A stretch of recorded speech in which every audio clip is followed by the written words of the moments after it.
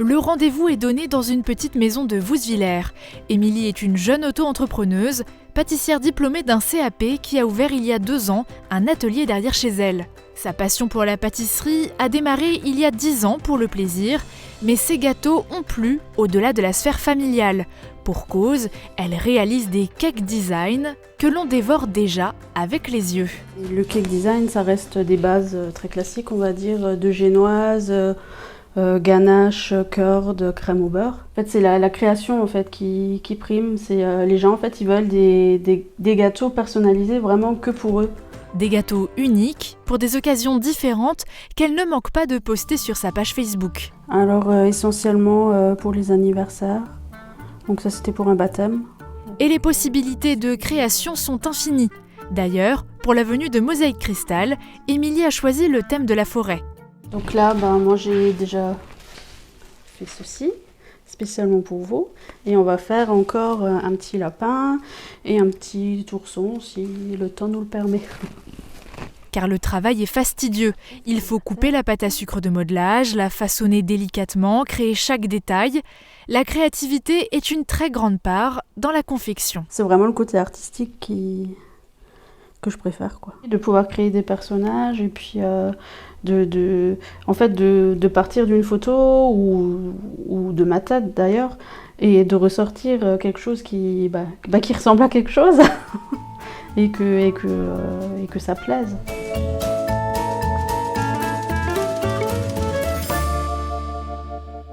Pendant ce temps, quelques rues plus loin, on retrouve Arnaud, artisan pâtissier depuis 2013, qui a ouvert sa boutique il y a quelques mois. La créativité et le design rythment aussi son quotidien. On fait déjà plaisir avec les yeux. La plupart de nos clients vont venir et vont acheter avec les yeux et ensuite ils vont revenir parce que c'est bon. C'est gourmand, c'est beau, c'est...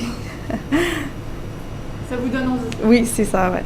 S'il réalise aussi des cake design pour les occasions spéciales, il a fait le choix de l'esthétique au quotidien.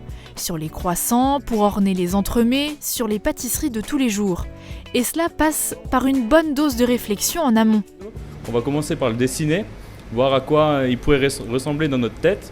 Et ensuite, on va réfléchir techniquement comment on peut faire pour incorporer des textures, des parfums. Il faut trouver toujours l'équilibre entre le beau et le bon.